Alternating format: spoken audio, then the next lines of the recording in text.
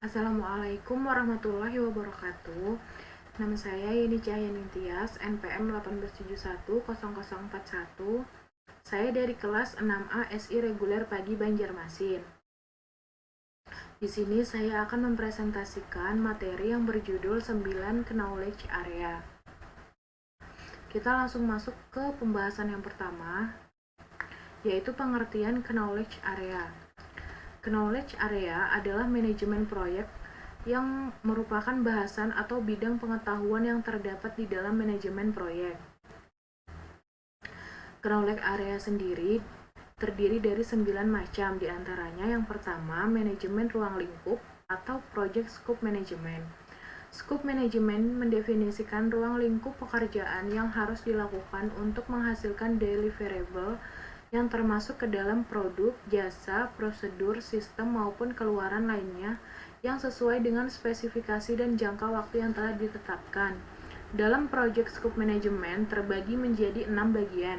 Yang pertama yaitu Plan Scope Management, yang menjelaskan bagaimana ruang lingkup proyek didefinisikan, divalidasi, dan dikontrol, serta bagaimana WBS didefinisikan. Yang kedua, Collect Requirement.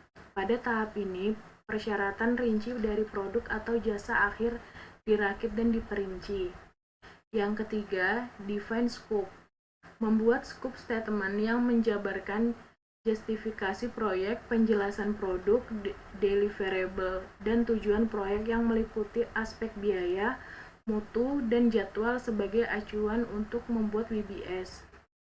Yang keempat, Create WBS. Menjabarkan scope statement yang menjadi suatu susunan deliverable yang mudah di-manage serta dikelompokkan berdasarkan deliverable utama. Yang kelima, Validate Scope. Mendapatkan persetujuan deliverable proyek secara formal. Dan yang keenam, Scope Control. Scope Control berfungsi untuk mengontrol perubahan ruang lingkup proyek.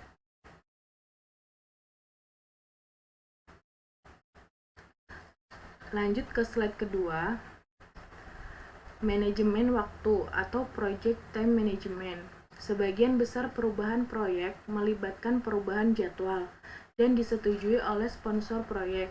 Selama perencanaan, manajer proyek harus membagi proyek menjadi tugas dan membuat jadwal, tanggal mulai dan selesai untuk setiap tugas dan anggaran untuk setiap tugas.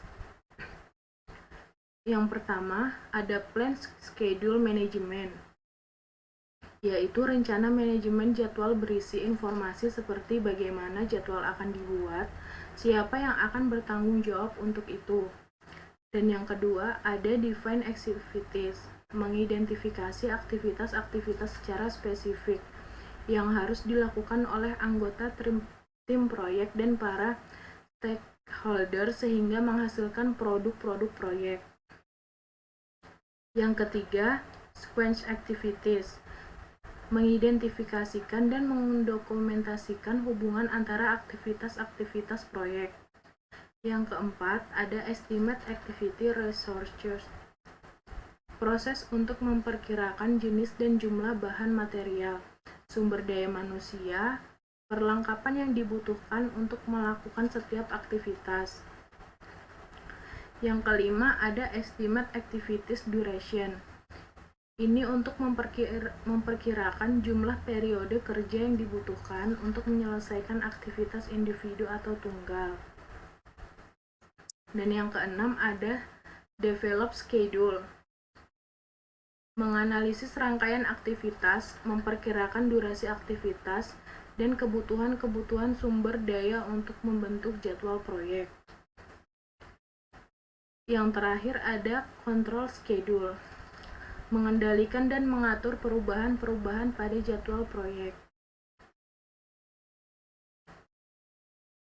Yang ketiga yaitu manajemen biaya atau Project Cost Management, meliputi proses membuat perencanaan, estimasi budget, dan mengontrol biaya agar biaya proyek tidak melebihi anggaran yang ditetapkan.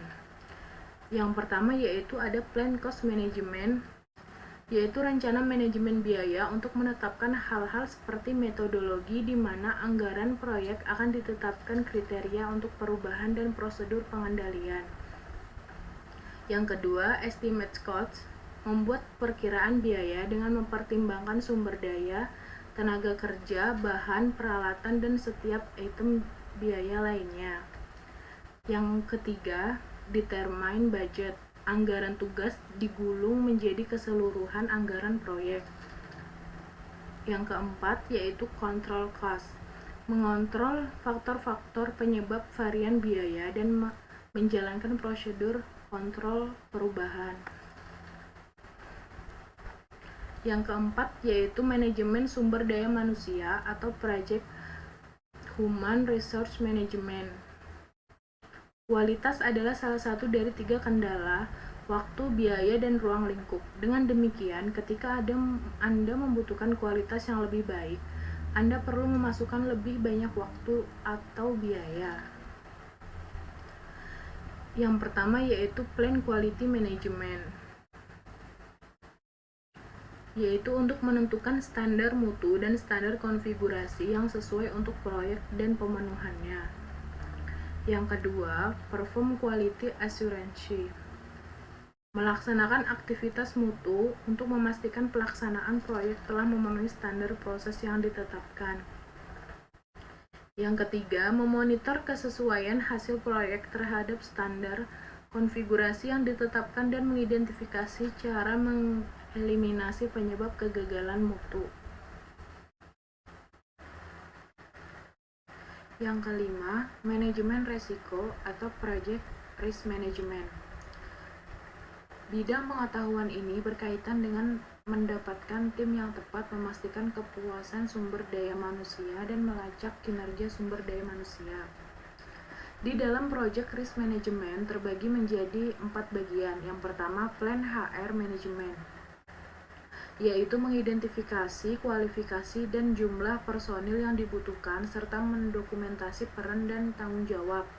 Yang kedua, acquire project team, menunjuk atau mendapatkan personil tim yang dibutuhkan untuk melaksanakan pekerjaan proyek. Yang ketiga, develop project team, membentuk project team dengan meningkatkan kompetensi dan kerjasama untuk meningkatkan kinerja proyek.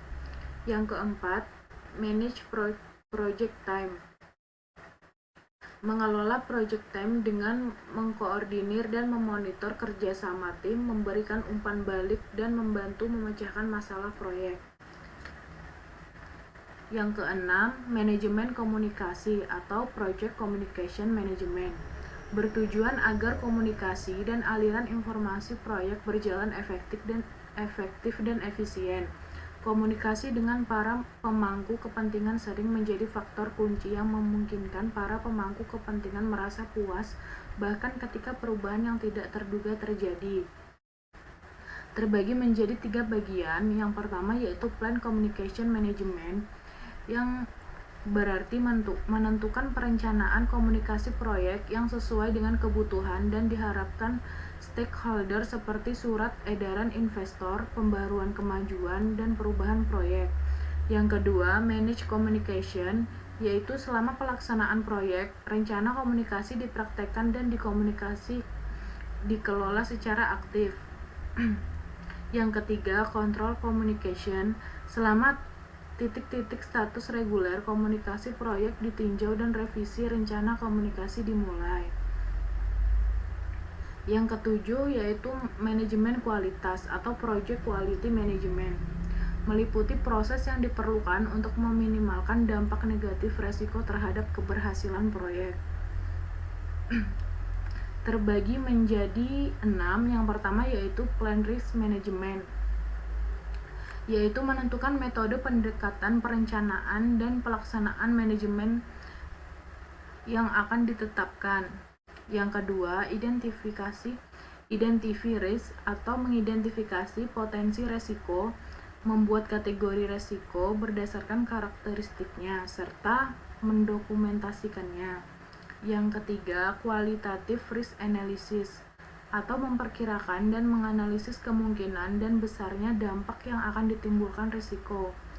Yang keempat, quantitative risk, membuat penilaian hasil analisis dan menentukan prioritas resiko.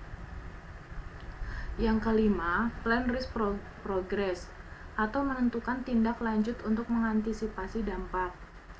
Yang keenam, control risk, memonitor resiko yang sudah teridentifikasi dan mengidentifikasi munculnya resiko baru dan mengontrol dampaknya. Yang kedelapan, manajemen pengadaan atau project procurement management, meliputi proses yang diperlukan untuk memenuhi pengadaan barang atau jasa yang disediakan oleh vendor atau kontraktor sesuai jadwal. Di sini terbagi menjadi 4 bagian. Yang pertama yaitu plan procurement management atau rencana pengelolaan pengadaan, mengidentifikasi kebutuhan pengadaan luar proyek dan parameter di mana kontraktor akan diperoleh. Yang kedua, conduct procurement atau kontraktor dipekerjakan. Proses ini melibatkan pembuatan pernyataan kerja, kerangka acuan, pemintaan proposal, dan semacamnya, serta meminta tanggapan dan memilih vendor. Yang ketiga, control procurement. Selama pelaksanaan proyek, kontraktor harus dikelola dan kontrak monitor untuk memberikan peringatan dini perubahan proyek. Yang keempat, close procurement. Selama pelaksanaan proyek, kontraktor harus dikelola dan dikontrak, dimonitor untuk memberikan peringatan dini perubahan proyek.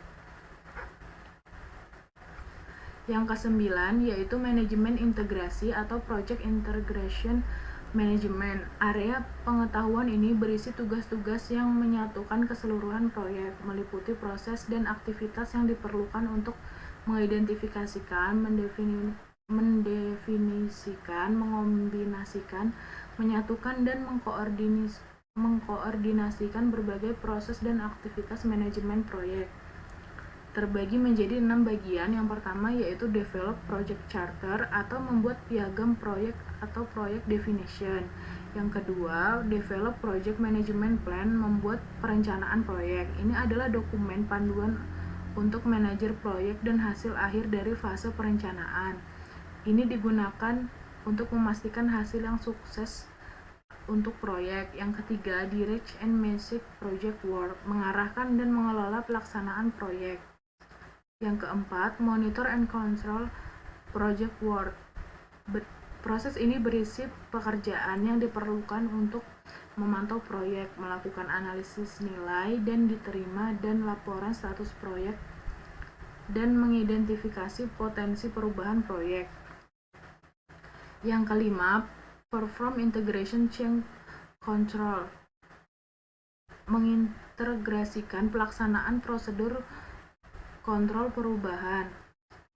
Apakah proyek membutuhkan formulir permintaan perubahan, persetujuan sponsor proyek, dan administrasi lainnya.